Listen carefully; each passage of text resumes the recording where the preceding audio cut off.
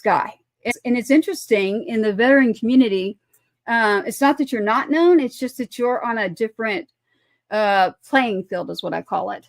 Tell me about you. Like, so you're in the Navy, right? And did you go in right out of school? How did that happen? Yeah, I enlisted in the Navy straight out of high school back in 2004. Signed up. I actually went to boot camp in 05 and spent 6 years on active duty. I was a weapons specialist. Right. I deployed to Iraq and Africa. And then when I left the Navy in 2011, I went to go work for the Army as a weapons specialist and spent 2 years in Afghanistan doing that from 2011 to 2013. Came home in 2013, moved home to South Carolina, and spent 10 years in Columbia, South Carolina, mostly going to school and playing music and working a lot in the veteran military community. And then moved to Nashville. Probably one of the reasons why my name isn't very well known. I just moved to Nashville last January, so I've only been here for about a year and a half. Well, music people know your name, but it's the veteran community. Even there, they all kind of don't know each other. It's like I'm trying to bring people in, and everybody has their own little section they kind of stay in. So you're definitely well known as far as music. When I talk about Nashville, I typically am going to tell you it's about the promoters, or what I call the OG, the real, Tootsie's is still there. The original owner, part of my family, friends, you name it. I mean, I also have someone else there, 2 people actually within our family. So you're known as far as your music. So your music is amazing. But as far as veterans, it's interesting. It's just that everybody has their own area that they're in. And in that area, it's not just Nashville. Nashville's changed quite a bit. I mean, you have your area that's right. It's like downtown has become like a destination, literally. Like I've seen bridal things and all sorts of stuff. And then I'll be like, I'm going to head into Tootsie's for a little bit, or I'll go in and say hi at Redneck Riviera. But if I'm going downtown, I'm going to go to Printer's Alley, or I'm just not going downtown. So you've been there 2 years in Nashville. Are you actually signed? What led you from the Navy to music, or was music first? Well, music was first. But I grew up in a small town, Conway, South Carolina, just west of Myrtle Beach. I started playing trumpet when I was in the 6th grade. I started playing drums and guitar when I was about 14. Started writing songs because I was already writing poetry. And so I started as a songwriter when I was, like 14 years old. But I didn't grow up around the music industry. I didn't know anybody in music. And aside from the praise and worship band at church, I had no knowledge of professional music. I didn't understand the area between myself as a young songwriter and the people that I heard on the radio singing songs and having their music played across the nation. I didn't know anything about it. So it was always a hobby of mine. And like anyone else, you got to decide on a career, on a job, on what you want to do with your life when you grow up. And I wanted to join the military from a young age. My dad was in the Air Force for 11 years. He was a structural mechanic on B-52s.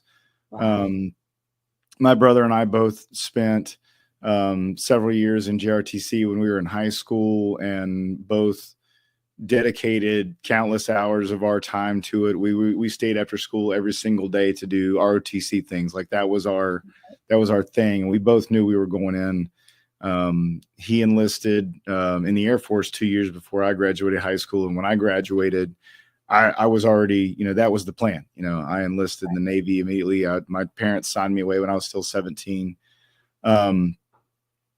But while I was in the military, I still continued I was always fascinated by music. I loved music, very eclectic listener. And when I deployed to Iraq for the first time in 2006, I actually mailed myself a little pawn shop guitar and while I was in Iraq, I would go and I would sit in a bunker and I would learn chords. And I would, back when you had to print, you had to go to the one building and log on to the internet and print out whatever song it was that you wanted to learn, and then take that printout with you. And I'd go sit in the bunker and I would just try until I got it right. I made the first recording on a little recording app on my Toshiba laptop while I was in Iraq in 06. And that was just something I did, again, as a hobby. I came back to the States. My guitar collected dust for the most part, but then I deployed again to Africa in 2009. And I took that same guitar with me. I ended up opening for some USO tour bands that came through at the base bar there at Camp Lemonnier, 11 Degrees North. And I was given a guitar by the bass chaplain. He walked up to me with a Washburn D10S and a hard case. And he said, "Gunnar, I can't do anything with this. Do you want it?" And I was like, "Yeah, sure. I'll figure it out." You know, had a messed up tuning key. It needed strings, it needed pegs. I ordered everything I needed online, and ended up fixing it myself. And when I started playing professionally, I got the electronics installed in that guitar, got it professionally set up, and I still play that guitar. I was playing that guitar this past weekend. I've written thousands of songs on it. Absolutely love that guitar. But you know, then I came back from Africa, and again, you know, that went and kind of collected dust. And recycle the story. When I was in Afghanistan, I sent myself that guitar, and I was playing that guitar in Afghanistan. What I did in Afghanistan was a little different. Was I started recording myself playing and putting up videos on YouTube, and started getting a lot of positive feedback. I actually had one video that ended up getting like 40,000 views or something, and it kind of put the little idea in my head that maybe this is something that I can do. You know, I came home in 2013. Opened a restaurant with my dad, which was that's his thing, that's his calling. I was just kind of like, I'm good at the paperwork and the business stuff and whatever else. And toyed around with music downtown. I started playing. We were at the restaurant, and I was searching for that real job, and was kind of just still had music kind of in the hobby section. Right. I went to the VA. My brother was like, "You need to go back. You can go back to school. The VA will put you in school." And I was like, "I'm too old to go back to school. Like, I need to get a job, blah, blah, blah." But I eventually did go to the VA, and they're like, "Yeah, you can go to school. What do you want to go to school for?" I was like, "I don't know. I thought you would tell me that." I did a lot of soul searching, and decided that I wanted to become a physical therapist to work with combat trauma. Right. So I started at the University of South Carolina. Got my bachelor's in exercise science, and went on to get my doctorate in physical therapy there at South Carolina. But during my undergrad, I started playing drums for a guy who played country music around Columbia. And I would get up in the middle of his, when he took his break, I would get up sometimes and I would play his guitar and sing some songs. And then I started playing shows, by myself, here and there. Started a place called Home Team Tavern. And the summer between undergrad and grad school, I just decided to give it a go. I was like, I'm gonna see what I can do with this. And by the end of that summer, I was playing 6-7 shows a week and making great money. Wow. And that's really when the light bulb went off, bing, there it is right there. The light bulb went off in my head. Was like, I can do this. This is a viable job. This is a viable career for me. I can make money. Right. Playing music, excuse me. So I continued on to PT school. I wasn't going to quit. I'm not a quitter. And I was, still felt like I needed a backup plan. I went through PT school, and while I was in PT school, I used that 3 years outside of school to really lay the foundation with the social media stuff and the website and contacting venues all over the States, and just, writing more and recording and talking with management and talking with studios and stuff like that, and really starting to learn just the tip of the iceberg when it came to the music industry, and learning more of was learning more of the cover music industry than anything. But in January of, so I graduated December 21. And in January of 22, I went full-time as a musician. I practiced part-time as a therapist, but my focus was on music, and started releasing original music, started distributing it, started really diving into that part of the business, promoting and everything else, and trying to tour as as an independent artist. And by the time 2022 came to a close, I knew that, I was bouncing off the ceiling in Columbia, South Carolina, and I had to make moves. Yeah. I got a phone call, from the VA, and the guy was like, "Hey, I just want to check and see how PT was going." And I was in my feels. I don't know. I was like, "Hey, my passion is with music. Like, I'm still practicing part-time, I'm doing the best I can with that." I was like, "But, I really want to pursue music." He didn't skip a beat. He was like, "Well, you still got 36 months of Chapter 33 eligibility. You can go back to school for music." I was like, "What?" There's no way. Like, I just went to school for 7 years. What? Like, yeah. But I thought he was crazy. But I went to the GIVille website and I applied for benefits, and they came back, 100%, 36 months, Chapter 33. He was like, "Yeah, different pocket."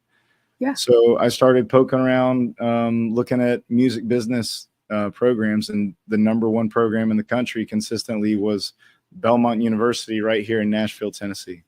Yes, it is. I got accepted at Belmont. My VA benefits went through for Belmont. And so January 9th, I had a farewell concert in Columbia, South Carolina. January 10th, I drove here. And January 11th, I started classes at Belmont. And I've been there since I moved here last January, and just kind of hit the ground running with school. Was still practicing part-time as a physical therapist here in Nashville. By the time April rolled around last year, I couldn't offer any availability to the clinic because I was playing so many shows. I didn't have any free time. Right. So it's a full time. Yeah. It's a full time career. That's what you want to hear. I have a picture here right there. And there's another of you. I've got that one with the flag, but I want to find you. I think you're at the USO. Is this you? Can you see that? That was a USO show. We played at Fort Jackson for their Independence Day celebration last year and the year before. Wow, love it, love it. Yeah, I've got several of you here. I mean, raising the big flag there. That's the Tunnels to Towers Tunnels to Towers, Day of Remembrance and 5K in Columbia, South Carolina. There you go. Yeah, they just opened a place here in Texas down, and this is you on active duty. Yeah, that's in Africa when I was on active duty. I was the armory chief there in Djibouti. And I have another picture of that truck after we blew it up. Oh, really? Oh, my goodness. Oh, my goodness. Yeah. Lots of good stories. I looked at the dates, ironically, that you were in Iraq or you were going to Afghanistan. Ironically, now my son's extremely young, so everybody that's listening out there, I am not that old, so don't go guessing and trying to think something. But he was just young, like you mentioned, Brooks. And so when you were in Iraq, he was in Iraq too. Doesn't mean y'all were at the same area, but I'm just letting you know that I noticed your dates and I thought, So I was going to text it. But I was like, no, I'll tell him on the show. So Iraq. And then while you were going to Afghanistan, that's when he's no longer here. He went by 2 steps. So Sergeant 2-Step, my son, Army, infantry, all the way, full on male fighting, testosterone, you name it. So he thrived in what he was doing in the infantry. So, and that led me to where I'm at right now, which means I kind of mix military with my music and Patriot Fest. So I'll get into a little more about Patriot Fest later, but that's exactly how I actually met you, was because of Patriot Fest and what we plan to do. And I'm there in Tennessee working with a couple of foundations, actually. And we were looking for someone. I don't know if you remember this phone call. We needed someone for it. No one likes to do the anthem. I can tell you that right now. I don't care if it's Chris Stapleton or whomever, but I love that. Yeah, you do? Oh yeah. Oh, I love it. It terrifies me. It makes me Okay, the only okay, song yeah. that still makes me nervous, but I Yeah, absolutely okay. love doing it. I would love to hear your version someday and get it in here to play. Like if you want to send it through like you did your other song, that'd be great because everybody is very terrified. I'm not touching it. Um, but as far as your music and yourself, so you've gone through the Navy, and again, your family, thank you to their service.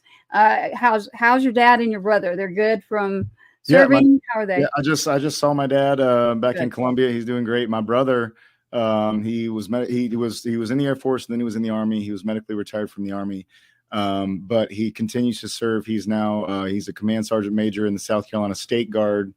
He heads up the search and rescue team there, working with the local fire departments and everything else. He's a So he lifer. continues to serve. Yeah. Oh yeah. He's a lifer for sure. Yeah. So as far as your music, so you weren't playing in high school, you were just kind of messing around. And then as you got deployed, I hear this a lot, like, you know, I'm going to grab a guitar or find something. And then full-fledged, move forward as far as your music, and you've gone to school. Now, Belmont, if anyone out there listening to us right now, Belmont is an excellent school. I mean, music especially, like that's where you want to go. I have a Two Steps little brother, and the guitar, you name it, Belmont. We were just talking about that you want to go for music, Belmont's excellent. If he wants to go into science or whatever, he wants MIT, but he's not allowed to join the military, y'all. I feel like we have put in our dues in every generation right now. And so he's also that kid that, you know, that's just not going to be his lane, but his choice. But again, as a mom that's ferocious, I do believe that I need a little bit of a break. And that's where we get into music. So for me, it's like therapeutic, even growing up through different things for me. Is there a particular style? Because, and let me preface it with this. I get asked this a lot, like, well, what do you listen to? And I'm like, I listen to good music. And they're like, no, like what? And I say good music. Like if it's jazz, blues, I mean, you name it. If it's good music, I like all sorts of music. I don't just, they always assume it's just country. And I say, well, I guess between being from Nashville and Texas and my voice or whatever, and I'm always wearing a hat, but I actually like all kinds of music. What about you? Like your genre and inspiration style, what is that? Yeah, I'm very much the same way. I grew up listening to it's funny, I grew up listening to oldies, 60s, 70s. I had Elvis Presley cassette tapes. My dad had a record player and an 8-track player in the living room. I would put on Simon and Garfunkel and on 33 speed and do my homework there on the carpet and listen to that. Always loved classical music, you know, just big orchestra music. But also country, you know, grew on me over the years. Big fan of country, mostly older country. You know, I've got some country that I like nowadays. I mean, you know, it's I guess hit and miss for me these days, but Like 90s hip hop and R&B. Grew up, I mean, and then kind of, especially when I was on active duty, started really digging, you know, some rock and metal and, you know, Disturbed and Breaking Benjamin, huge Breaking Benjamin fan. Bush, Alice in Chains, some of the early Metallica stuff. I mean, just very all over the place. I'm all over the place. If you were to pull up my personal music collection, you would probably hear, you know, Breaking Benjamin and then Beethoven and then you know, Eric Church, and then that would get followed up by Elvis, and then it's just all over the place. Some beach music, cool. You know, just a little bit of everything. So I get inspired by a story. I get inspired by just the things in life that should inspire you, not necessarily just, you know, coming from a particular genre, but, you know, a story or a message. You know, that's what really inspires me. So it's a lifestyle that's inspiring you. So like even from writing, if it happens, I'm a night person. I'm more creative at night. Mm-hmm. So and I stay up really late. People they're always like, "What the heck, Tracy?" I'm like, "That's just when I'm creative. I don't know what to say. That's just what works. I'm always I up." get that a lot. Oh, you slept in because you didn't get up till 10. We're like, yeah, well, I didn't go to bed until 4. So Yeah, did I really that's sleep me. in? Right? We were already up. That's what I say. We're already up.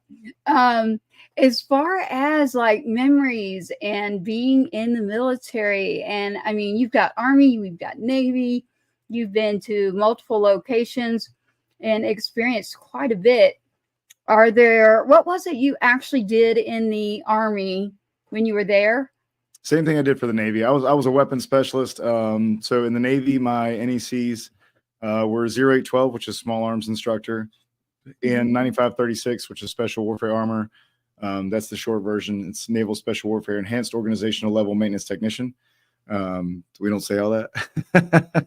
But anything from 9mm pistols up to 25mm chain guns and everything in between. I can tear it all the way down. I can put it all the way back together. I can fix it. I can issue it, receive it, just all the things, teach somebody how to use it, anything there is to do with it. So guns, and then guns, and occasionally explosives and guns. That's what I did. Well, I'm glad you're right here with us. That's excellent. You brought up a memory that I have. My son was just the type like I am with my youngest right now. Like we talk about everything, and usually you wouldn't go home and tell your mom anything about that. But you actually just brought back a memory for me of he had great commanders. Like he got lucky, so did I. And I say that because I started a military organization. But when he was going in, this soldier contacted me after he passed and said, "Yeah, I'll never forget two-step. We're in the middle of a situation, and it's jamming up, and it's not going in." And I'm limiting my words here because although we're not just streaming, so we're not just on a social media platform. We're on multiple channels in multiple places when this goes out. And because of guidelines, it keeps me from saying certain words. So we just want to make sure everybody that's out there listening knows that there's all sorts of resources, all sorts of places you can go to. There's also 988. I do want to remind you of that. If there's something you're looking for too, maybe you're trying to figure out, your next step, or you need help as a veteran or a civilian too. Check out our website, get in touch with us. And if not us, then we will find out who.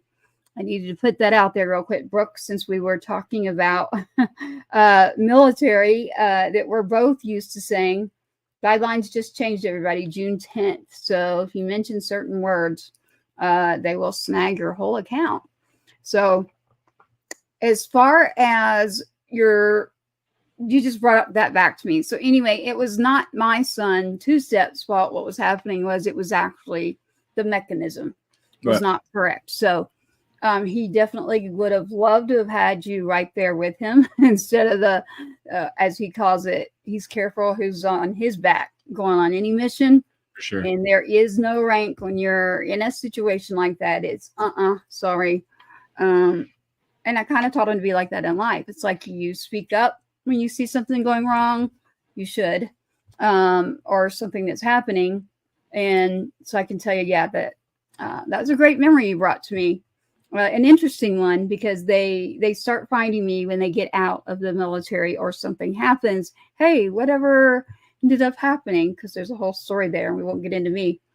And I'm like, well, you can pretty much look it up. But as far as you and your music, and I'm going to go out on a limb here. If I'm not mistaken, your faith is big to you. Am I right? Yeah. I thought so. And so I do this all the time. I mean, you might have seen it as the intro is going. When you see me do that means my son and my faith is what keeps me going every day as the mom who doesn't have her son. So yeah, that's the worst thing in the whole world. But my therapy is not just my faith, but it's music. So when we writing music, I don't care if it ever goes anywhere. It's just a matter of, it's very, very therapeutic. Have you ever had, when you were a PT, a physical therapist like that? Like, what was your most gruesome Was there like a gruesome story that you had that was going on there? The most as PTs, we typically we come in when surgery is done. So Right. the gruesome stuff we leave to the surgeon. But as a PT, I have observed several surgeries, and yeah, total knees and total hips. That's a gruesome surgery. That's a rough one to watch. But for the most part, when we receive the patient, they're stitched up and in a brace, and we focus on the healing process. So Right. And a lot of that, some of that's emotional too. I know mm, with one of my sons, he got out medically, but something had happened to him when he ended up in the hospital. Thank God they didn't pull a plug. Literally, somebody was going to fully learning to walk, fully learning to eat, walk, talk, you name it. Shout out to Pierce. Thank God he is still here. But I can tell you, it was grueling to be that. He was the same way as far as adrenaline, and just built tough to go to the military. And all those competitions, like he's the guy that's like running over to go do the jump contest, to shoot, you name it. Like I was like, what are you doing? Like, where are you at now? That happened with him. So I would think that his PTs, so you have your OT, occupational therapy, and I actually was in nursing school and I decided to quit. So I'm familiar with that field very well, but it was actually the PTs that really got him through it, because he was really, really good at remembering his PT from being in the service. Yeah. Having to deal with trying to like come back and like walk, talk, and do that again. I got to give it up to his PTs, because I mean, that's what he had to lean on. And you're talking about a strong individual who was he didn't ask for help, but he never really needed it. But again, everybody does, right? Mm-hmm. So when you get put in this vulnerable situation, I was grateful that he got some people that literally didn't just focus on the physical, because there's a lot that happens when you get broken like that. So I admire what you were doing with that too. So I got to work with a lot of veterans when I was. So I worked at Walter Reed for 3 months up in DC, and so my population. I was in the MATC, the Military Advanced Training Center. My population was almost all amputees, and they were men and women either returning from combat, or we had a few non-combat injuries, but just that process of learning to walk all over again, and just the resilience, that I saw from them. I worked with one guy in particular. He was an Army sniper. He lost both of his legs above the knee in Afghanistan, and he had to learn to walk, one time going through PT wearing sockets, and he came back for a second time when I was there and got an elective procedure done called osseointegration. Had to learn to walk all over again, but he showed up early. He stayed late. He was there in the morning. He was there in the afternoon. He worked his butt off. Like he put in a lot of work. We hung out outside of the clinic and went downtown a few times. And it was a lot more than just PT. It was, we both shared stories with each other about our experiences and deployments and everything else. And I actually ended up writing a song about him, and releasing it. I got to play it. That's Home for Good. So Home for Good is about one of my patients from Walter Reed. I was going to ask you that. I was going to ask you your best story of recovery from PT. So there you go. Shout out to him twice. My gosh. I mean, just the role of both situations that you were in, they are roles that, someone's life. So freedom. I always tell everyone, when working, especially in music or with bands, and putting on festivals or concerts, you always get well, can they play for free? And so my biggest comment that I come back with out of either, if it's J&T or wherever it is, or whoever I'm working with, especially with Patriot Fest, that I know that's me. So I get to make decisions there with a team. But I always say, do you have freedom? And they kind of look at me and I'm like, you have your freedom, don't you? You get it? It was already free. So actually, they've already done something for you for free. So no, I'm never going to ask them to come here and play for free. So you already got that part out of them. So I've had a person look at me and go, dang, I didn't even think of that. I was like, yeah, that's how it works. That's why we have what we do. It's because people like you that sign up, and that's an ultimate sacrifice right there. I mean, you not, gosh, especially nowadays, the percentage is, it was like 1%. It's dropping even to below 1% for our military. So it's always just been a special spot. You mentioned your family, my grandfather. Between that and racing, you know, he got out and started racing cars. So I was like, so I'm really into that. And so, you know, that influenced me as well, racing. But as far as your music, I have two things here. Number one, like your most transformative song that like maybe has gotten people, you know, like what I call the heartstrings, like, you know, what's pulling at that heart. And it's like transformative as to you when you were taking off and going, you know what, I'm going to do this full time. I'm curious about that. And then I'm also curious about your number one song that has been rolling and picked up. And it's been like one of those, it may not be your favorite, but it might be your fans' favorite. What would that be? Well, I know the fan favorite, I believe, I can double check the numbers. I believe it's over 90,000 streams now. And was actually not my latest release. I just released something else, but up until recently, it's over 90,000 streams. So I released a song in February of this year called "In the Depths." And "In the Depths" is a rock song, a pretty heavy rock song, and it's a song about the struggle with addiction. It kind of personifies the monster inside the addiction, and has a little conversation with him, and that song has really taken off and been streamed a ton. And so that's been really cool to see. Like I said, I had a lot of rock influences. I love rock. I love doing country. But I'm also going to continue doing a lot of the rock stuff, and rock has really taken off. As far as the transformative song, I always go back to my very first release. It hasn't been a big streaming song. It's not something that you'll probably hear on the radio, but it's a song called "Why Me." It's a song that I wrote on my own back when I was still in.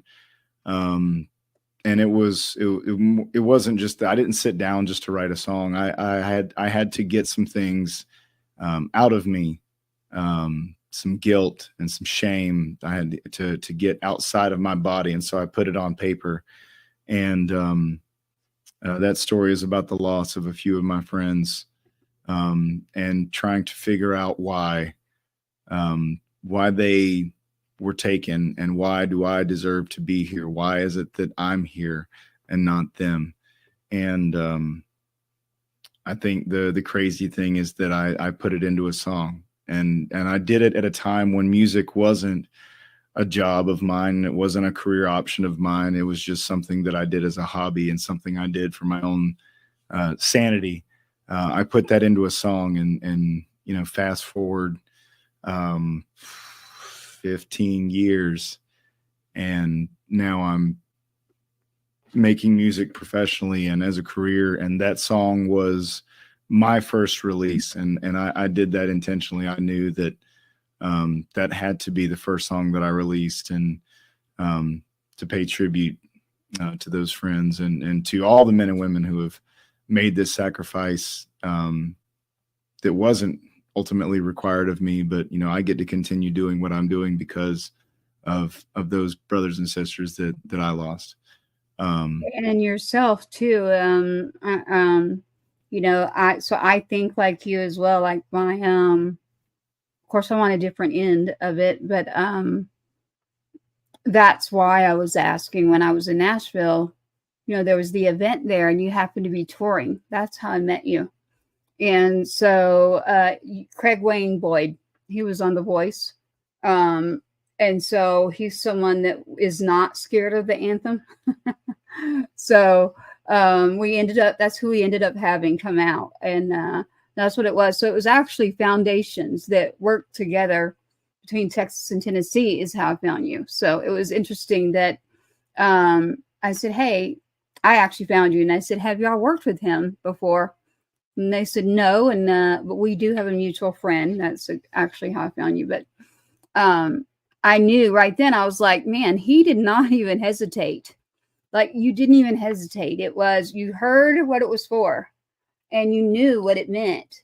And you were like, if I was there, and you had never met me or anything, you were like, if I were there, I would definitely do it. But I'm actually out touring. And we had a little bit of a chat. And then I got back a hold of you about, I'm with Heroes Media Group right now. So shout out to Heroes Media Group. Got a lot of veterans there.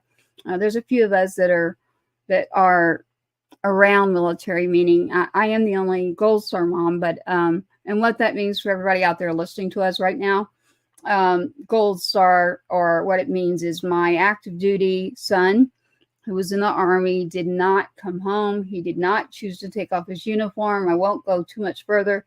He's a combat veteran. He did do his deployments, but he did not get to come home. So, and again, my faith and just life, like you said, Brooks, therapeutic. It's been music, my faith, and the people that I try to surround myself around.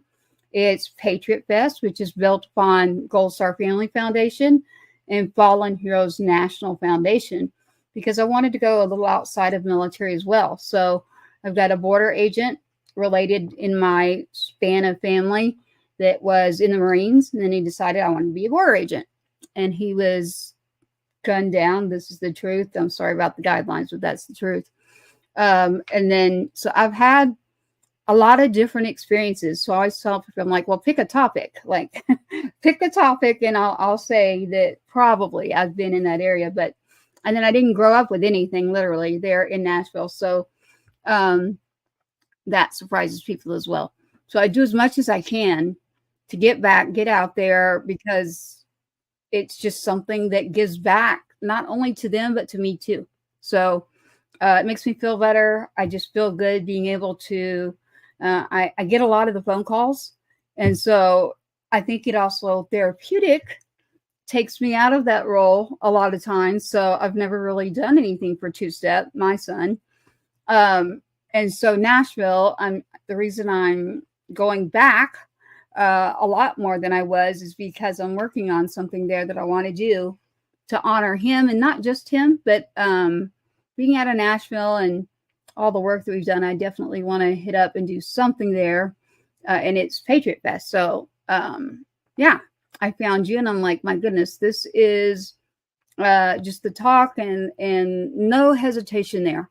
The understanding of any mom that loses a child for anything, right? I'll just say it like it's pure hell for any mother. I don't care if it's military or not, but I'm doing good. So don't worry. I know my people out there, you can continue to check on me. I want you to. The biggest thing I always tell people, Brooks, is include us, because a lot of people are afraid to like reach out or invite us or something. And it's like, we're not going to show up and like start crying and like bring the mood down. As a matter of fact, we're going to be like, thank you. Like, here's our unit. Here's our troop again. Cause you just get thrown out of it so quick. And it's like, wait a minute. Where is everyone? Where's that whole unit? Where's all the guys that would come to the house with him? Like, where'd you go? So with Patriot Fest and then the foundations under Patriots Inside the Wire, I'm going to get with you on that. Because I immediately connected to you when I was talking and picked up on, when I do that. That's my faith, and that's Two-Step for my son. And Brooks, I have another challenge for you. So I haven't been able to do it yet, but there's like 3 songs here. So since you went to PT school, you're familiar with the heart, and that there's heartstrings literally around that. It's a muscle. I've had multiple mothers and a father And it even actually happened to me. It's called broken heart syndrome. I don't know, Mel, are you familiar or no? Not intimately. Okay. Well, it is a true thing. And it is when those strings that are attached to your heart are pulling so hard, it's like you're having a heart attack.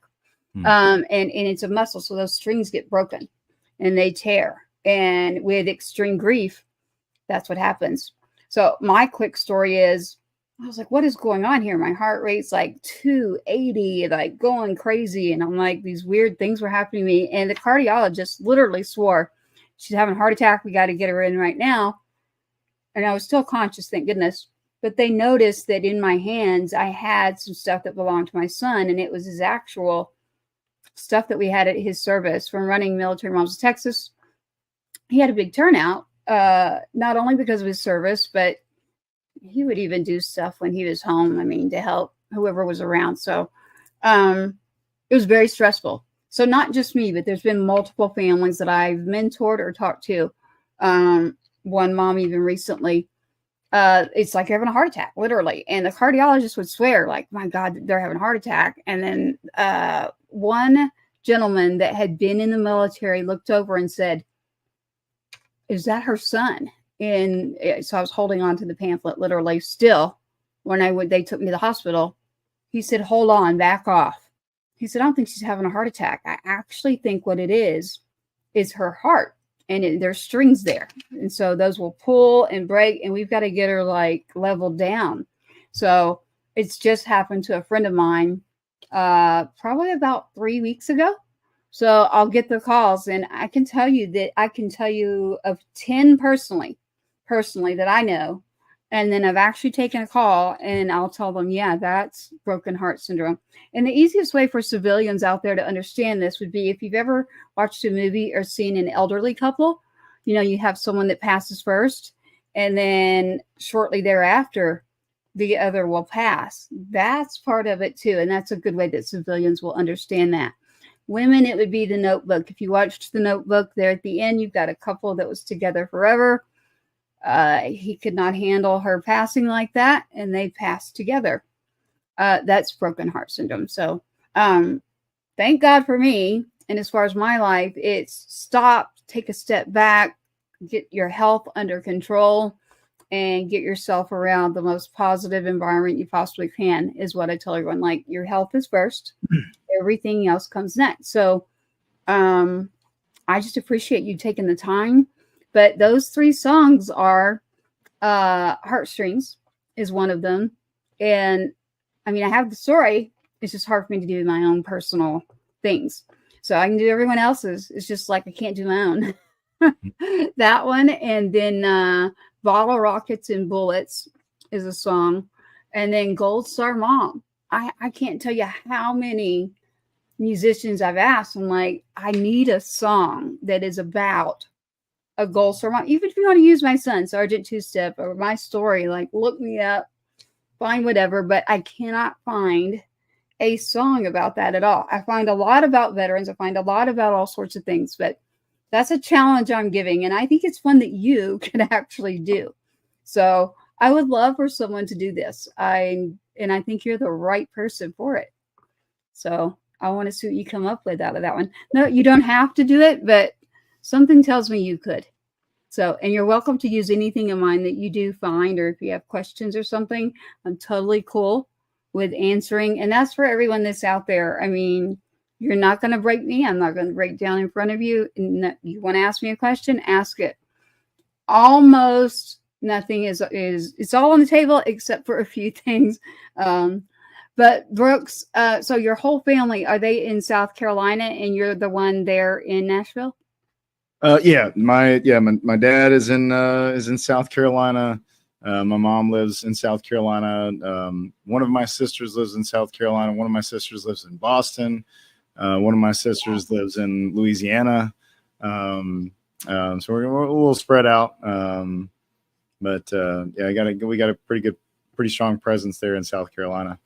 Nice. You know what's interesting? I've lived all over and never there. So it's like, that's a new one for me. And your website, Brooks, is it brooksherringmusic.com? Yeah. Yep. That's it. So we want to make sure everybody gets a hold of that. And then I usually preface this when we have an artist. I want everybody that's listening to me out there with an artist in the digital world that we're in today. And so we do a lot of digital creating, hosting, you name it, songwriting. But for an artist to actually be recognized, paid, you name it, in this digital world that we're in, when you go to look at their music and you want to listen to it, add it to your playlist. The biggest thing you can do is go, let's say we're going to Brooks. We're going to go look up Brooks, hearing his music on Spotify. You go to Spotify and you put it on a playlist. That's how our artists in a digital world today get that credit. So be sure to add music on your playlist for these artists, especially our veteran artists that you see on Patriots Inside the Wire. We want them to get that credit for that music they have, but it's not just about that. It is really good music. So, I have heard probably all of your songs I can get a hold of, except it's interesting. I did not see Why Me. So I'll have to go back and see why I didn't pick to even listen, or like you said, maybe it just isn't as big out there. It's going to be at the very beginning of the discography because that was the first song that I released. Okay. Yeah. I want to check it out. But like I said, we had you sent a few here, and I was going to look at one and ask you, because the Gold Star Father with Gold Star Parents Retreat is what it is. There's many organizations that I put on here, and then there is, so we've got the Good Parts, One Hell of a Woman, and Coming Home. Yes, Coming Home for you. So we have those three songs in here. What is the story of one of those three that you want to tell? Yeah, well, Coming Home I wrote with Chris Bickle and Jay Denton. Chris Bickle is a retired Army Special Forces operator.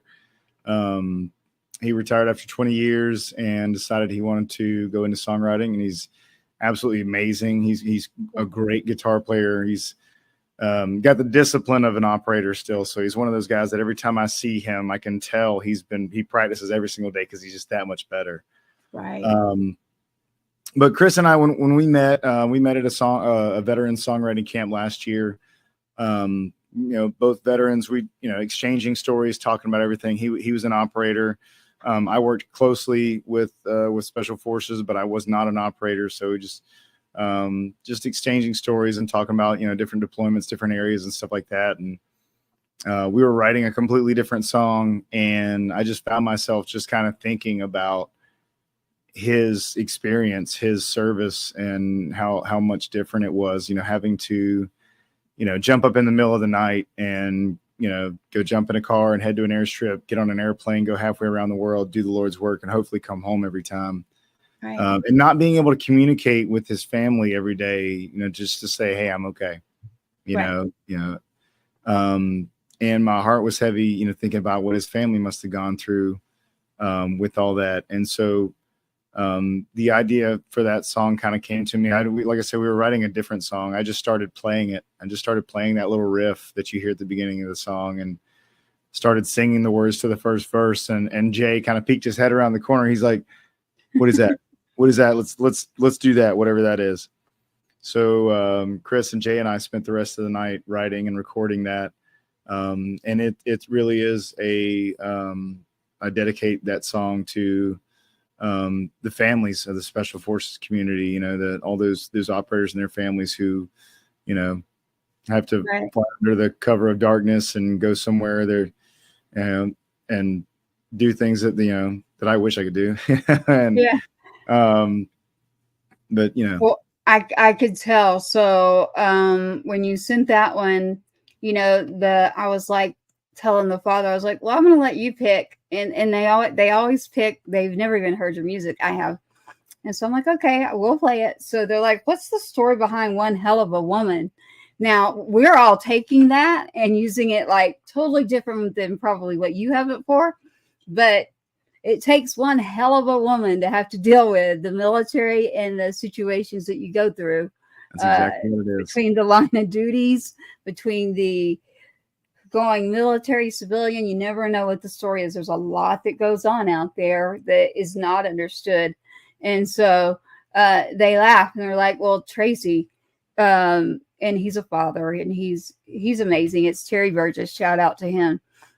He's like, I want to hear One Hell of a Woman, because every time, and I'm not going to get into me, but long story short, he's like, it sounds like somebody did that. And I said, nope, you're completely wrong. That is not me. It has nothing to do with me, as a matter of fact. So the first time we played it, he was like, no, I want to hear it. And I said, okay, all right, we'll let you. But I am curious now, because they're assuming, it does take one hell of a woman to deal with all of that. I'll tell you that. Any deployments between a mom or a family, whatever the situation is. But usually when you go in and you're that young, you've got your siblings and your parents. So, and that's the area that I am focusing on, which is siblings. So I am trying to work on sibling scholarships, sibling music therapy type programs.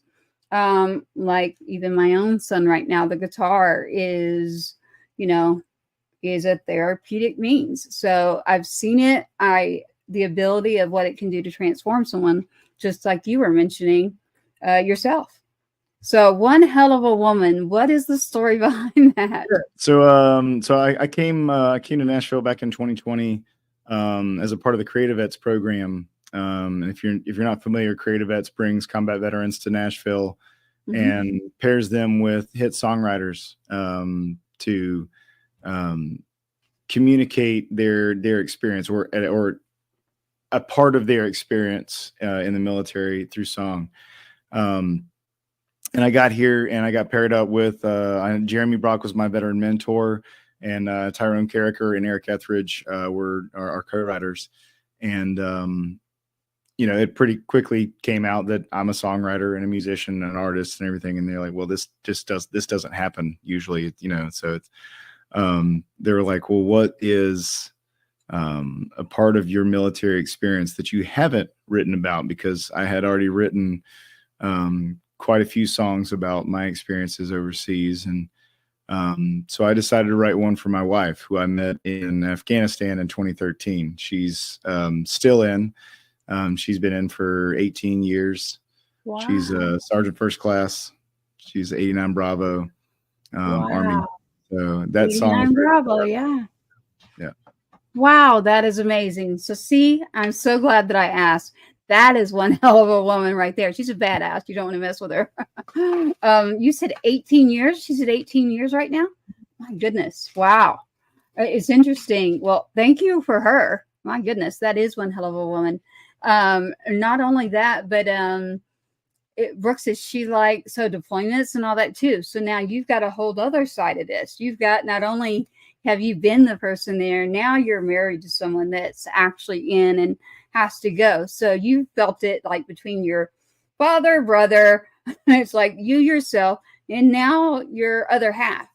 My oldest son is talking with an Army recruiter right now too. So I may be on the parent end of it too. So yeah, and people, I'm not Catholic, I am Christian, but I grew up around some nuns, so constantly they'll see, I'm like, yeah, it's all about God and Jesus, but it's a habit I just did there. I just saw myself do that, but I was doing that for your son. He'll be fine. What happened to my son is not, he was fine in a war on foreign soil. It was on our own soil. That is a situation. And what people don't realize is that 75%, and it's actually gotten higher, but the last that I checked, 75% are actually stateside. So, and those are the ones that you usually don't hear about. So there's a lot of people out there that end up hurting, or there's a ranking kind of system that will happen. And then it's like segregating, like this person mattered more than this person. And this, I'm like, no, I don't play that. Like the only person that can play that in my life is God. Like that's not happening around me. So mine is do no harm, take care of each other. And if they signed up and they're in that military, then they are active duty. And according to the DOD, they are official military. And trust me, if the military gets you, they got you. You're theirs. So they aren't sitting around just waiting to go play war or something, not, and I'm only speaking for me, I'm not going to speak for everybody, but not in the infantry of the 164, 3rd ID, or then he switched over to 11 Bravo there towards the end. So just because he wanted to go back. So it was interesting. But you threw me for a loop there with 18 years, and then you added your son on top of that. So you've got a son that is old enough to join the military. He's 19. Wow. Okay. All right. You got a lot going on. Yeah. That's pretty interesting. How many kids? You got more than I got two. I got 19 and 13, both boys. Ooh. Okay. What happens when you go touring, Brooks, and you've got these teenage boys, and if your wife has to be gone, what the heck do you do? Yeah, well, I mean, the 19-year-old, he's old enough, he's out of the house, but Yeah. my 13-year-old he lives with his mother about 2.5 hours northwest of Nashville. She and I serve together. Oh wow. She's an amazing mom. We get along great. We're friends. She and Kick, my wife, get along great. So she's done an amazing job with him. I'm actually going to be up there tomorrow night for one of his baseball games. Oh, cool. But yeah, so we don't have a lot of trouble with that one. No, I'm glad. I mean, it sounds like, so he's going to talk to the Army, huh?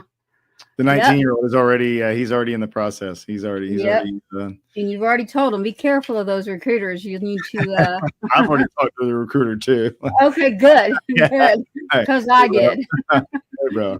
I know. Yeah, I did. That's for sure. You never know. Recruiting is pretty interesting. This stuff that I found out after the fact, I didn't know before, but it was like after. I'm like, man, I wish I knew some of this before. But it's always interesting along the way. So, Brooks, you just got in from traveling. You've been playing. Everyone is going to want to hear something from you. What are we going to hear from you tonight? I think I throw you on the spot, didn't I? Yeah, I'm very good at that. coming right off the road. It's we'll see how warmed up my voice is. But I just released a 3-song live acoustic album Friday before last, and these are 3 songs that I really like, and songs that I'm going to be taking to full production. But there was an opportunity to record them live, and one of the songs has just been getting a ton of great feedback, to the point where it's like I knew I had to get it out for people to listen to. I grew up in Conway. I grew up deep in the woods, deep in the country, but I didn't grow up doing a lot of the country things that you hear on country radio. Didn't do a lot of hunting and fishing. My first car wasn't a pickup truck. It was a 1990 Ford Crown Victoria. Mixed match hubcaps and the vinyl peeling off the top. But when I was 17, I did what I thought was the most country boy thing I could do, and that was volunteer to serve my country. And when I was on deployment, I got to do all the country boy stuff that I dreamt of as a kid. I sat down with Matt McKinney a few months ago, and we turned it into a song. And it's a song that's gotten a lot of awesome reaction from a lot of crowds. And so it's actually going to be the title track off of my next album, which will be coming out in late November. And where can we find that? I've got your website up, so just stay tuned to your website to find this when it's going to release. On the website, as soon as you start scrolling down, there's a little Spotify little box in there that just has my songs where you can just click on them and listen to them. You can find me on Spotify, Apple Music, Pandora, anywhere you stream music. So you got it. This song kind of tells that story. This is called Not Country.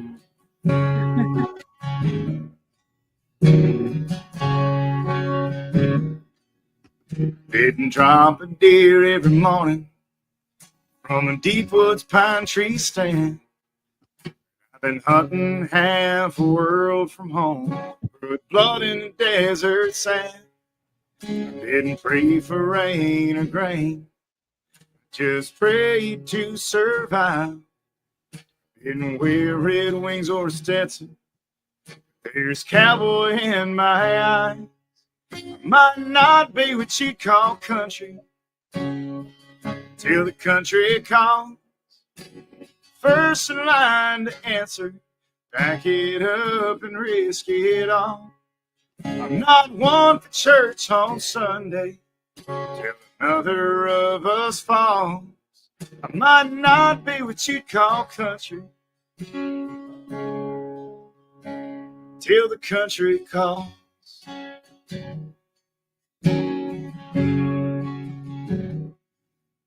We're a different kind of camel. My rifle ain't the same. The jacked up trucks are bulletproof, and the radio won't play hang. Might not be what you call country till the country calls. First in line to answer, pack it up and risk it all. I'm not one for church on Sunday till another of us falls. Might not be what you call country till the country calls. I've got a couple of tags that hang here on this chain, and I'll reap what I've sown, but it won't make it to your place.